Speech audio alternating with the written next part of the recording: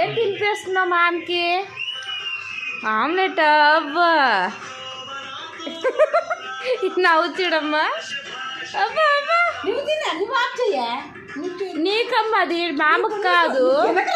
చూడు పెట్టేస్తుంది ఉంది.